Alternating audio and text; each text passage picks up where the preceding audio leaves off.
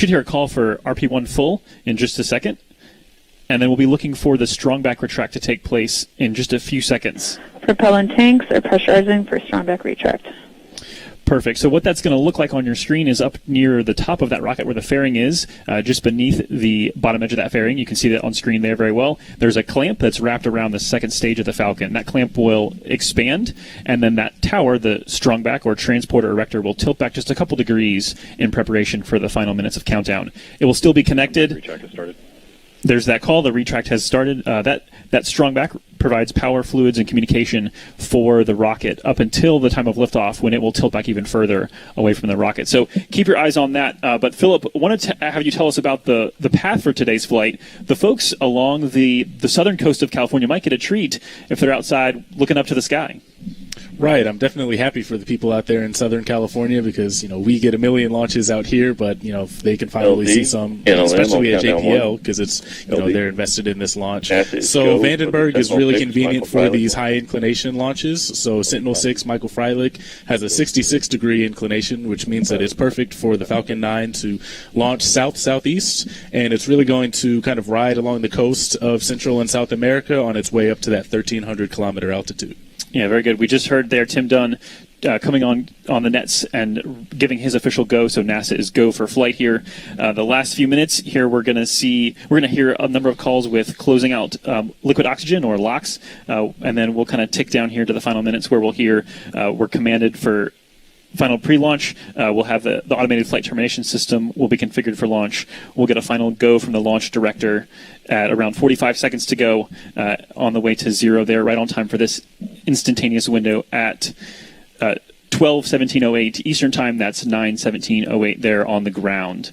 So, Philip, really fast here as we're waiting for the liftoff. Tell us about the rocket here. You kind of told us about the flight path, but what is this rocket capable of? There's a lot going on here. Right, there's a lot going on, and we have some beautiful views of this Falcon 9. So you can see it's a two-stage rocket. The first stage, or the booster, goes about two-thirds of the way up, and that actually provides 1.7 million pounds of thrust, which is going to get the vehicle and the spacecraft off of the pad. The second stage, its engine is housed in that black interstage region that's just below the 5-meter fairing, and that's what's going to finally bring the spacecraft up into its orbit. And as we've discussed already, that first stage, once it separates from the second stage, is going to head on back to Vandenberg. Awesome. So much coming up here. Post liftoff is certainly active as well. About a minute into flight, we'll hear calls for flight through max Q, or maximum aerodynamic pressure, and then we'll about 2.5. Strong back retract has been completed. There you go. You can see a nice separation there between the rocket and that transporter erector. About 2.5 minutes into flight, we're expecting to see a few things happen very rapidly. We're going to see that booster separate after that first stage engine cutoff happens, and then after that separation takes place, the second stage. Stage 2 LOX load is complete.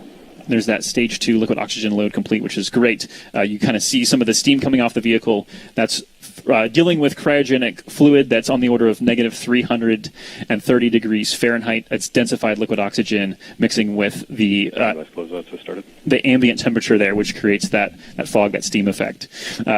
We'll also see a lot more happening post-liftoff, so stay with us. And we even have a lot very, very late into the show today. We're roughly an hour and a half of milestones past liftoff of getting into the correct orbit and confirming that we have a good, healthy spacecraft. So please stay with us. There's a ton going on, but we'll let you listen in these last minute and just enjoy the countdown.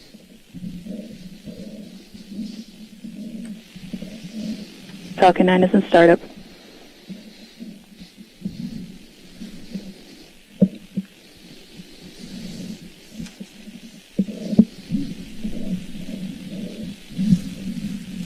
Launch director is go for launch and landing.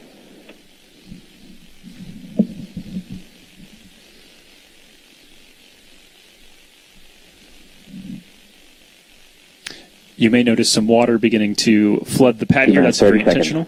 That's actually a sound suppression system that occurs to allow the sound of the vibration of the sound to actually be suppressed, and it also helps with some cooling as well. Falcon 9 is configured for flight. T-minus 15. 10. 9. 8. 7. 6. 5. 4. 3, 2, 1, 0. And liftoff of Sentinel 6, Michael Freilich, continuing a legacy of ocean observation and international collaboration to benefit all humanity.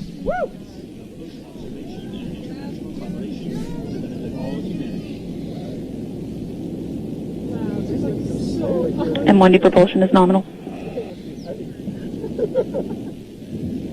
M1D propulsion is nominal.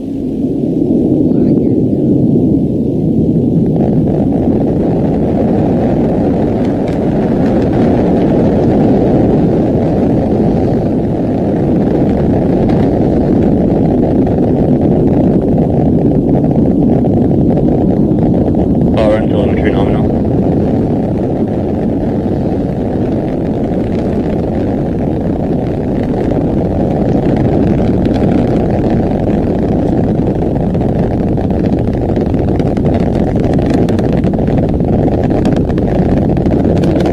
Vehicle is supersonic.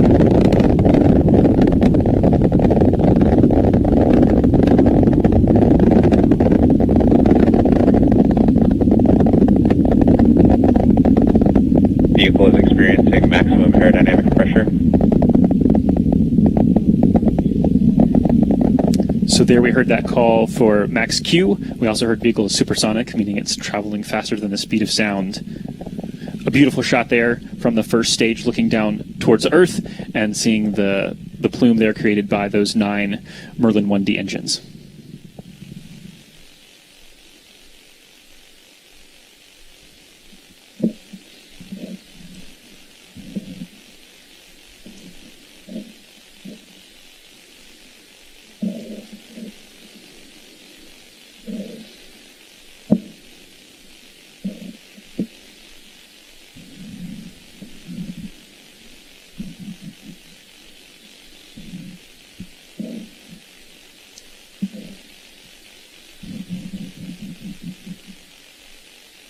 Beautiful clear skies there from Vandenberg on the ground.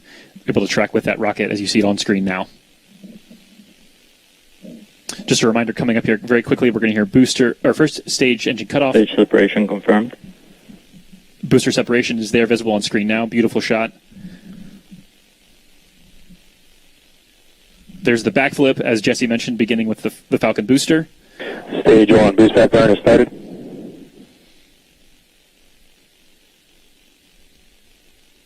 And that second engine looks like it has lit. You can start to see the engine bell there turning an Both orange. vehicles are following nominal trajectories. Fairing separation confirmed. And there goes the fairing. That's exposed. That is Sentinel 6 Michael Freilich there on your screen.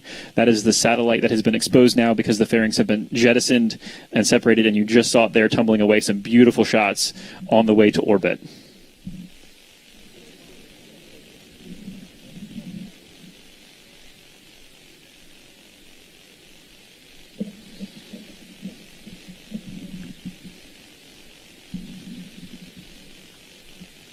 And stage 1 boost back burn shut down. So we're getting reverse angle views of that engine on screen. That's what you're seeing. This is switching between opposite sides of that second Both stage. vehicles continue to follow nominal trajectories. And that term nominal being used, we've heard that a lot during this call out. That's a very good sign. Nominal just means that everything is going according